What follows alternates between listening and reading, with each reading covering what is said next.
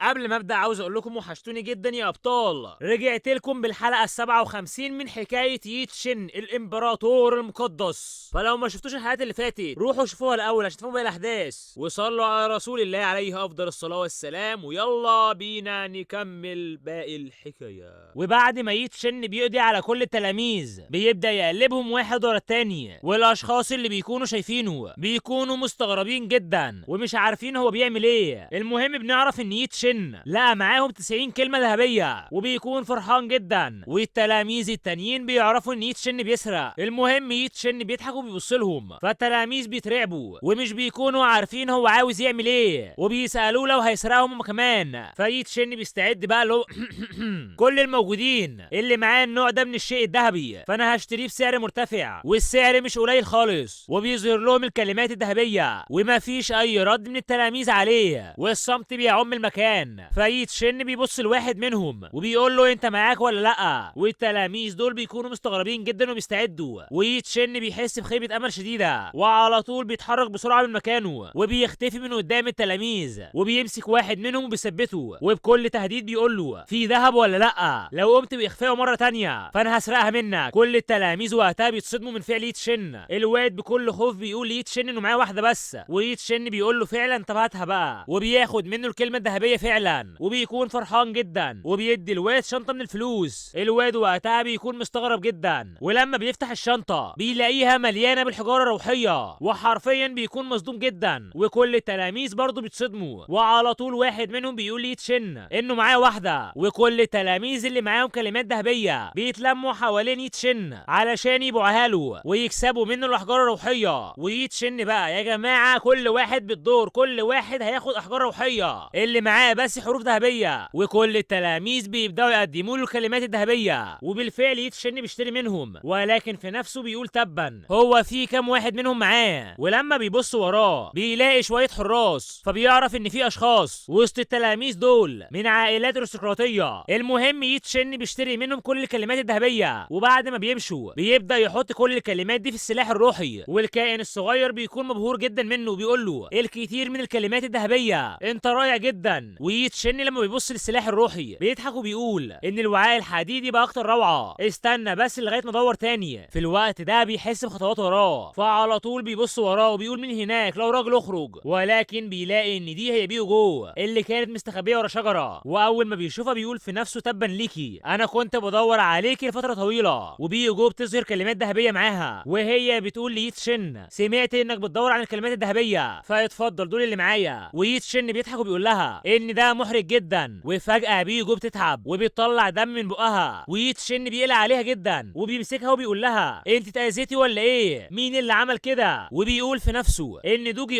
لو اكتشف الموضوع فهيصلخ جلدي تبا ليكي. وبعدها بيسيب بيوجو وبيعتذر لها لانه مسكها وبيسالها عن اللي حصل وازاي اتصابت. وبيوجو بترد عليه وبتقول له انها كانت بتطارد الاشخاص اللي معاهم كلمات ذهبيه وكان عندها صراع بسيط مع شخص معين. ييتشن لما بيسمع الكلام ده بيسكت، وبعدها بيحط ايده على كتفها وبيبدا يستخدم النار الخالده بلونها الاصلي. بيوجو بتكون مصدومه جدا ومش مستوعبه وبكل توتر بتقول له هل اعترفت بده اخيرا؟ وبتعيط وبتقول له ييتشن انت اعترفت اخيرا انك انت ييتشن. ييتشن بيكون ساكت ومش بيرد عليها، وبيوجو بتقول له شكرا لانك لسه عايش، وبتفتكر اوقاتها معاه لما كانوا في رهان الحجاره، كل المواقف اللي كانت جامعه بينهم، وحتى لما سابها في الغابه ومشي. وفي النهايه بتبص لييتشن وييتشن بيكون ساكت، وبعد ما بيخلص معالجتها بيقول لها بمجرد شفاء جروحك اخرجي من الكهف على طول، الموضوع خطير جدا هنا. وبيسيبها ويمشي، بس بيجو بتقول له طب وانت؟ وييتشن بيقول لها ان في حاجه لازم يجيبها ومش هيمشي من هنا غير لما يمسكها. وبيبص لها بكل جديه وبيقول لها يلا نمشي بسرعه، والا لو حصلت اي مشكله فدوجي هيموتني، وكمان مش مشكله لو عرفتي هويتي بس ما تخليش حد تاني يعرف. وبيسيبها ويمشي، وبيجو بكل حزن بتكون فرحانه جدا واطمنت ان ييتشن لسه عايش. وعند ييتشن بقى بيكون ماشي والكائن الصغير بيتريق عليه، وييتشن بيقول له انت بتتنصت على كلام الناس ده انت وقح. والكائن الصغير بيقول له انا فعلا عاوز اخرج، لو قمت برفع القيود همشي على طول. وييتشن بيقول له مش هسيبك تمشي غير لما تشرح لي شيء تاني، وقتها هسيبك تمشي. والكائن الصغير بيرد عليه باستغراب وبيقول له ايه هو اللي عاوز تعرفه؟ وييتشن بيقول له انا عاوز اعرف ايه هو نوع الكنز الفريد الموجود في الكهف الحكامي ده، مش انت عارف كل شيء ولا ايه؟ الكائن الصغير بيكون مستغرب جدا من سؤال ييتشن وبيسكت شويه، وبعدها بيقول بيقول له في الكثير من الكنوز زي الكلمات الذهبيه واسلحه باجو والاسلحه الروحيه المختلفه، وانا هاخدك علشان تلاقيه، بس بعد ما تلاقيه خليني امشي. ويتشن بيضحك وبيقول له انت فاكرني غبي ولا ايه؟ مع ان الكلمات الذهبيه غاليه جدا، الا انك مش واخد الموضوع بجد. انت عارف انا عاوز ايه؟ انا عاوز الاكتر روعه منه واقوى حاجه هنا، الشيء الفريد ده من نوعه اللي خاطرت بحياتك للبحث عنه في الكهف الحكامي. الكائن الصغير وقتها بيبدا يحس بالتوتر ومش بيرد على يتشن، وبعدها بلا مبالاه بيقول ليتشن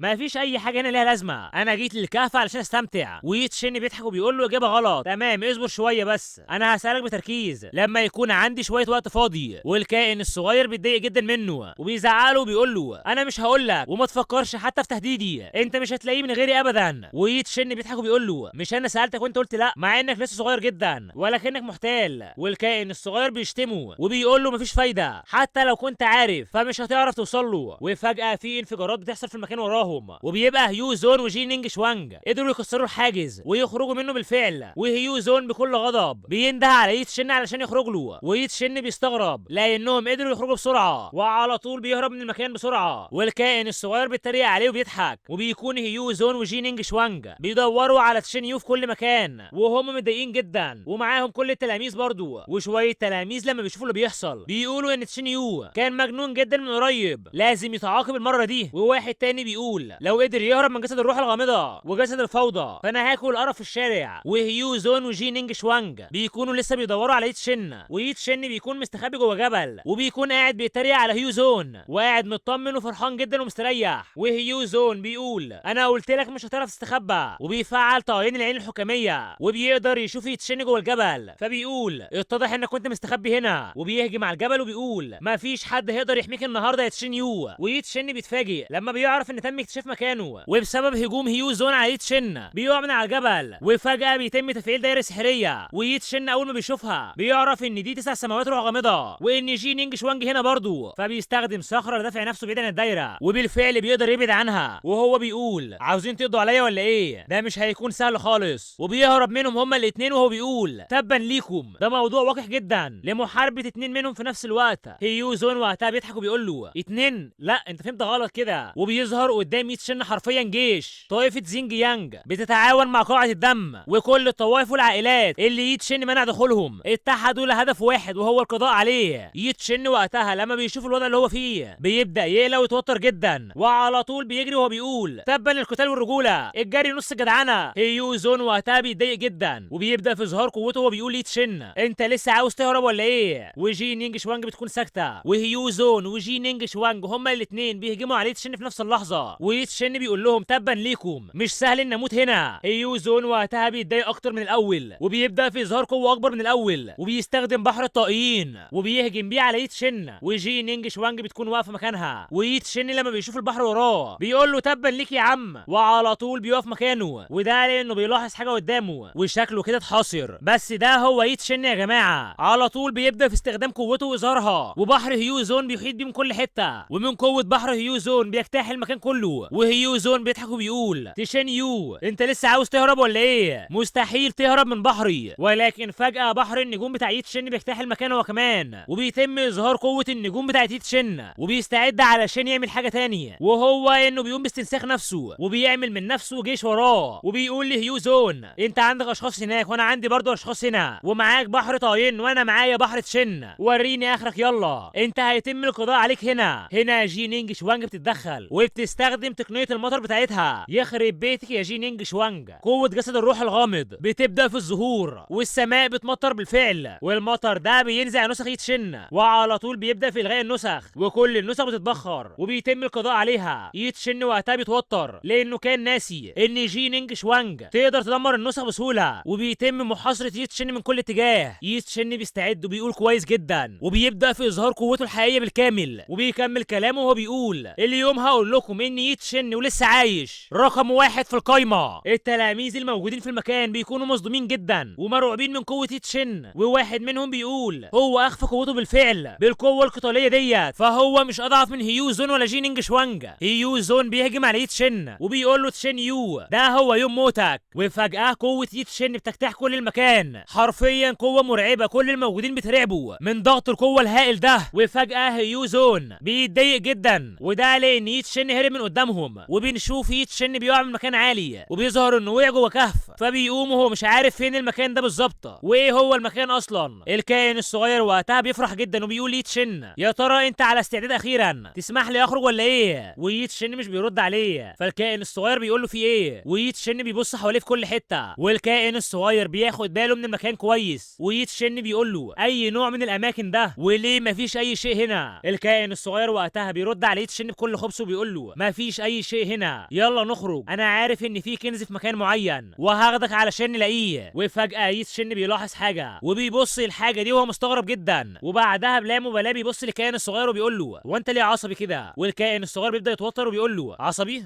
ازاي يعني؟ مفيش اي شيء هنا فعلا، بلاش تدخل. ويتشن بيضحك وبيقول له انا مش مصدقك، انت عاوزني اخرج من هنا باي طريقه، وما ترددتش ابدا في استخدام الكنز الاغرائي. وبيبدا يتشن يمشي في المكان، وبعد كده بيقول ان ده هو السر الاكبر للكهف الحكامي. وفجاه يتشن بيدوس على حاجه، والمفاجاه الاكبر لما يتشن بيبص بيتفاجئ جدا وبيتصدم، وبيبدا يقرب من الشيء اللي داس عليه، وهو بيقول ازاي ليه في زي الضغط القوي ده هنا؟ هل بيوزن فعلا كيلو جرام ولا ايه؟ والكائن الصغير بيقول ليتشن استنى، ما تدخلش اللي هناك، هيتم سحقك لغايه الموت. ويتشن بيقول له اسكت، لو فضلت ترغي كده صدق او ما تصدقش هقطع لسانك وهاكله الكلاب. وعلى طول الكائن الصغير بيسكت، ويتشن بيخش جوه الشيء ده، وكل ما بيمشي بيحس بالضغط اكتر، واثناء ما هو ماشي النار الخالده والرعد السماوي بيخرجوا منه. والكائن الصغير بيستغرب جدا وبيتفاجئ ان يتشن في الحقيقه عنده النار الحقيقيه والرعد السماوي، وبيقول ليتشن انت عندك الكثير من الاشياء، انت رائع جدا. والنار الخالده والرعد السماوي بيجروا في اتجاه معين، ويتشن بيجري وراهم لغايه ما بيوصلوا لمكان غريب، ويتشن بيتفاجئ ان المكان ده فيه كلمات، وبيكون مكتوب بالكلمات الذهبيه ضاعت الروح وتناثرت الاوراق وتناثرت الزهور في قمر المساء، وما بقى من وقت سهل للشيخوخه والحزن، تهب الرياح الوحيده والامطار البائسه تهطل، وزنابق النهار تملا العالم بهموم منسيه. الله على الشعر الله. وبيكون مكتوب كلام تاني، ايه اللي عاوزه الشعب وليه لازم تشتكي السماء؟ انا لسه عندي امل ان يكون هناك ظل لجلالتك على جسر نايهي، ولكني ما لقيتش المرسوم لاسمك على حجر سانشانج. يتشن لما بيقرا الكلام ده بيقول ان الكتابه كويسه جدا، ضاعت الروح وتناثرت الاوراق، هل يقدر تشين يي لاو؟ مش ده اسمي ولا ايه؟ وده تشيت شو يو، مش ده هو معلمة تشوشو وان؟ يا لها من كلمات رائعه، يا سلام لو شفت المعلمه تاني وقلت لها القصيده دي، يا سلام. هنا الكائن الصغير بيضربه، فيتشن بيشتمه وبيبص له وهو متضايق جدا وبيقول له انت مريض ولا ايه؟ انت فاجئتني يخرب بيتك. والكائن الصغير بيشاور على حاجه وبيقول ليتشن الشخص ده كبير جدا، فيتشن بيستهزأ منه وبيقول له ان اي حاجه بالنسبه له كبيره. وفجاه لما يتشن بيبص بيتصدم من كتر الرعب اللي قدامه، وده لان بيظهر قدامه كيان كبير جدا، وبكل توتر بيقول هو ايه ده بالظبط. والكائن الصغير بياخد باله من حاجه وبيقول ليتشن هو ده بسرعه هناك يا ولد، بسرعه الشيء ده هو هناك تقريبا. ويتشن بيقول له ايه ده؟ والكائن الصغير بيقول له هو غطى زراعته واتسلل للكهف الحكامي علشان الكنز اللي بيتحدى السماء في الاعماق. ويتشن بيقول له مش انت قلت ان الشيء ده هيقتلنا في دقيقه واحده؟ عاوزني امسكه دلوقتي؟ انت مريض يا ابني. والكائن الصغير بيرد عليه بسرعه وبيقول له انت ما تعرفش حاجه، هو دلوقتي في العالم الروحي بس، لا تجرؤ على كسر القيود، بمجرد الكشف عن مستوى الزراعه الحقيقي فالقوه الموجوده في الكهف هتدمره على طول. ويتشن بيقعد على الارض وبيقول له لو ما شرحتش دلوقتي فمش همشي، وبالمره خليني ارتاح شويه. الكائن الصغير بيسكت، بس بعدها بيسال يتشن وبيقول له انت مش عاوز تعرف ايه اللي موجود في ده ولا ايه؟ على اي حال ده هو اصل الجسم المقدس القديم. يتشن وقتها بيتصدم وبيقول الكائن الصغير مش ده مجرد هراء ولا ايه؟ الكائن الصغير بيساله وبيقول له هل جسم الفوضى لين الحقيقي وجسم الروح الغامضه اقوياء؟ هم كانوا كلهم اقل في المستوى الجسم المقدس، وطول عمر الجسم المقدس هو الاقوى. ولو ما تعرفش فمن الصعب رؤيه جسم الروح الغامض وجسم الفوضى لين الحقيقي في افضل الاحوال لمده 10,000 سنه، اما بقى الجسم المقدس القديم بيظهر مره واحده كل 100,000 سنه، وده في افضل الاحوال. يتشن وقتها بيتصدم وبيقول 100,000 سنه؟ ده رائع فعلا. والكائن الصغير بيقول له العفو يا عم، يلا بقى نروح بسرعه لان الشيء ده بيقرب اكتر واكتر من الجسم المقدس القديم، وبمجرد ما ينتزع اصل الجسم المقدس المتوحش فمش هيكون ليه اي علاقه بينا مهما كان الموضوع صعب. يتشن وقتها بيقوم على طول وبيقول ده مش كويس، ما ينفعش اخليه ياخد شيء كويس زي ده. والكائن المقدس بيقول له يلا بسرعه، الجسم المقدس الوحشي هو السلاله اللي بتتحدى السماء بين السلالات اللي بتتحدى السماء، بمعنى تاني حتى جسم الفوضى مش ممكن مقارنته بيه، وان الشخص ده لو خده فهنخسر حياتنا مع بعض.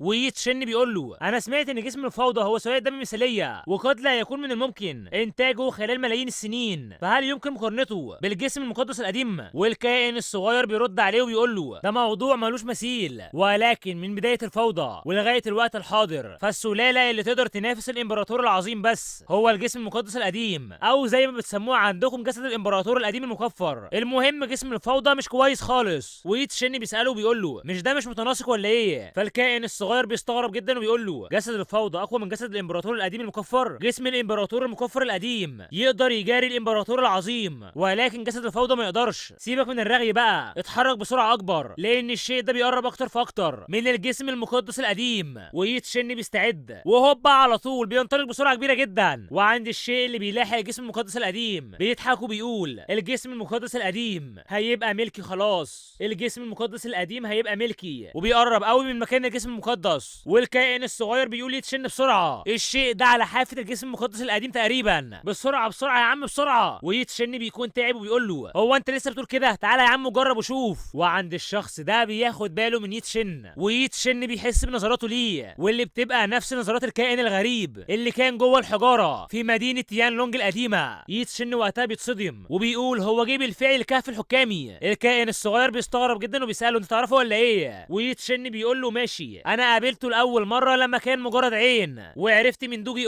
انه دمر المدينه وقدر يهرب. يا ترى قد ايه مدى قوته دلوقتي؟ والكائن المقدس بيقول له هو دخل الكهف قبلي وهدفه واضح جدا، فهو بيتجه ناحيه الجسم المقدس القديم. يتشن وقتها بيتصدم وبيقول للكائن الصغير انه شاف بام عينه اول شخص دخل الكهف، عين السماويه ما قدرتش تلقطه خالص، ده غريب فعلا. وبيسال الكائن الصغير وبيقول له ايه هي علاقتك بيه وبالجسم المقدس القديم؟ والكائن الصغير بيسكت شويه وبعدها بيقول يتشن ان اتنقلت اسطوره بين اسلافي حوالين مصدر الجسم المقدس القديم وتم تناقلها عن طريق اسلافي، اما الشخص ده ما ينفعش يكون من العصر ده اصلا. يتشن وقتها بيبص للشخص ده وبيقول زي ما توقعت، فاسلافك واسلاف الراجل صاحب الرداء الاسود وسيد الكهف ده لازم يكونوا من نفس العصر، وان الراجل ده جه من جبال شيواندا، جبال ال100,000، وجبال ال100,000 هي ساحه معركه قديمه، واكيد اسلافك واسلاف الراجل صاحب الرداء الاسود ده واسياد الكهف الحكامي شاركوا في المعركه دي، وان في الماضي الجسم المقدس القديم ما ماتش في جبال شيواندا، وان سيلف الراجل ذو الرداء الاسود مات في معركه الكهف الحكامي، والجسد المقدس القديم سقط في الارض دي وبعد سنوات ملهاش نهايه بقى حاكم الارض المحرمه زي ما هو عليه دلوقتي. الكائن الصغير بيكون ساكت وقتها، ويتشن بيقول يا ترى تخميني صح ولا ايه؟ الكائن الصغير بيرد عليه وبيقول له زي ما توقعت بالفعل، كان سيلفي بالفعل واحد من المشاركين في المعركه الدمويه في الماضي ديت، والسر الصادم اللي سابه لنا بيتعلق بالكهف الحكامي ده. ويتشن بيكمل كلامه وبيقول وبعدها يتحول الراجل ذو الرداء الاسود ده بسبب الافكار الشريره لراجل قوي في المعركه، وان جسد الامبراطور المقدس القديم سلاله بتتحدى السماء، وحتى لو مات لازم يسيبوا وراه اصل الجسم المقدس. وازاي يمكن لاحفاد اسلافك انهم يستاءوا من الوثن ده اللي بيتحدى السماء؟ وبيكون قصده على صاحب الرداء الاسود. المهم الكائن الصغير بيقول ليتشن دلوقتي بعد ما عرفت ده بالفعل طرده بسرعه بقى، ولو سمحت ليا بالحصول على الجسم المقدس القديم فهكون مطيع جدا ليك. ويتشن بيقول له هو انت فاكرني مش عاوز اسيبك ولا ايه؟ احنا كنا بنتقاتل في الخارج لفتره طويله، فهو لسه ما حصلش على اصل الجسم المقدس القديم،